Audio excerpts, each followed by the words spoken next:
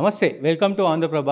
So కాశ్మీర్లో ఏదైతే జరిగిందో ఘటన, ఆ ఘటనపై కాంగ్రెస్ పెద్ద ఎత్తున విమర్శిస్తూ ఉంది. ఇది ఖచ్చితంగా బీజేపీ విమర్శ హిందువులను విమర్శిస్తుంది కాబట్టి పెద్ద ఎత్తున ఇది చర్చనీయాంశమైంది. సో మాట్లాడదాం. నాతో పాటు రాణి రుద్రమ్మ గారు ఉన్నారు, బీజేపీ ఫైర్ బ్రాండ్ అండ్ అధికార ప్రతినిధి. మేడం, ఈ విషయంలో కాంగ్రెస్ విమర్శిస్తూ ఉంది.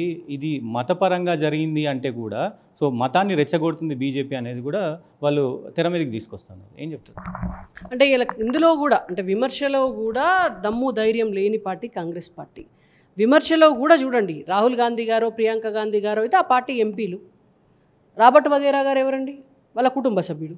వాళ్ళ కుటుంబ సభ్యుడి చేత విషం గక్కించి పాకిస్తాన్ ఎజెండాను బయటపెట్టించి ఇవాళ వాళ్ళు మాత్రం ఏం తెలియని లెక్క బయటకు వచ్చి నీతి సూత్రాలు మాట్లాడుకుంటా భారతీయ జనతా పార్టీ మీద ఇంకో రకమైనటువంటి విమర్శలు చేసుకుంటా మాట్లాడుతున్నారు. అంటే ముందు రాబర్ట్ వధేరా గారితో ఇట్లాంటి బేస్లెస్ ఎలిగేషన్స్ ఏవైతే ఉన్నాయో ఇవాళ మతాల మధ్య చిచ్చు పెట్టేటటువంటి మాటలు మాట్లాడిపించినారు. ప్రజలు దాన్ని తిప్పికొట్టున్నారు. ప్రజలు ఎక్కడ కూడా హర్షించలేదు. రాబర్ట్ వధేరా గారు మాట్లాడినటువంటి మాటలతోటి ప్రజలు ఏకీభవించలేదు. అర్థమైంది వాళ్ళకు, ఈ లైన్ తీసుకుంటే ప్రజల్లో వ్యతిరేకత వస్తుంది అని. మళ్ళీ బయటకు వచ్చి చుప్చాప్ ఇది భద్రతా వైఫల్యము అని చెప్పి మాట్లాడాలనేటువంటి వాళ్ళ పందాను వాళ్ళు మార్చుకున్నారు. ఇవాళ కాంగ్రెస్ పార్టీ అధికారంలో ఉన్నాక ఏ రోజు ఏం జరుగుతుందో కాశ్మీర్లో అర్థం కాని పరిస్థితి. కానీ ఇవాళ అట్లాంటి పరిస్థితి లేదు.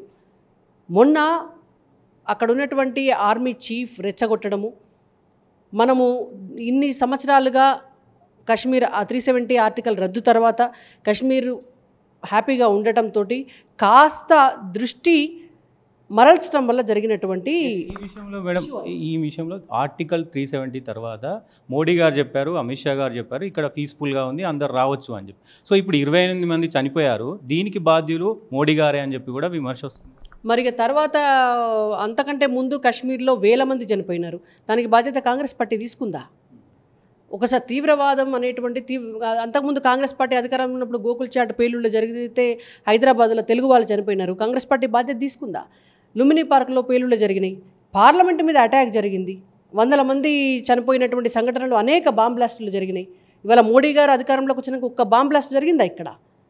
కాశ్మీర్ను కూడా, కాశ్మీర్లో ప్రజలు స్వేచ్ఛగా తిరిగేటట్టు ప్రపంచవ్యాప్తంగా ఉన్నటువంటి ప్రజలు కూడా కాశ్మీర్కు స్వేచ్ఛగా వచ్చేటటువంటి పరిస్థితిని కల్పించినటువంటి వ్యక్తిని మోడీ గారు. ఒక్క అంశము, ఒక్క సంఘటన జరగడం అనేది దురదృష్టకరము. బట్ దానికి 1000 రెట్ల మూల్యం పాకిస్తాన్ చెల్లించుకుంటుంది. నలుగురు వచ్చి తీవ్రవాదులు 28 మందిని చంపారు. సో వాళ్ళని పట్టుకోనీకి చాతగాక కాకమ్మ కథలు చెప్తున్నారు అని చెప్పేసి చామల కిరణ్ కుమార్ రెడ్డి అంటున్నాడు. ఇప్పుడు ఎవరికి ఏం చేతనవుతుంది అనేది ప్రజలకు తెలుసు. వీళ్ళకి ఏం చేతనైందని 370 ఆర్టికల్ను రద్దు చేయలేకపోయినారు ఇన్నేళ్ల నుంచి. వీళ్ళకు కాశ్మీర్లో అడుగుపెట్ట చేతనైందా ఇన్నేళ్ల నుంచి?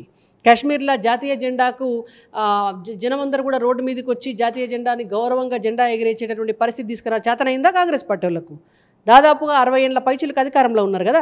కాశ్మీర్లో ఒక సినిమా థియేటర్ ఓపెన్ చేయించే చేతనైందా కాంగ్రెస్ పార్టీ వాళ్ళకి? కాశ్మీర్లో పర్యాటకులను మీరు ధైర్యంగా రండి, మీరు వచ్చి కాశ్మీర్ అందాలను తిలకించండి, ఒక గొప్ప పర్యాటక ప్రదేశంగా చేస్తామని చెప్పే చేతనైందా కాంగ్రెస్ పార్టీ వాళ్ళకి? ఎంతసేపు పాకిస్తాన్కు భయపడుకుంటా, పాకిస్తాన్కు చెంచాగిరి చేసుకుంటా, పాకిస్తాన్ వాళ్ళు ఏదో గొప్పోళ్ళని మాట్లాడుకుంటా, ఇక్కడ ఉన్నటువంటి ఎంఐఎం పార్టీకి ఓట్ల కోసము వాళ్లకు తోక పార్టీ లెక్క వండుకుంటా, ఇది కదా కాంగ్రెస్ పార్టీ చేసింది. ఇక వాళ్ళు బీజేపీకి చేతనయ్యేది, బీజేపీకి చేతగాంది గురించి మాట్లాడే అర్హత కాంగ్రెస్ పార్టీలకు లేదు.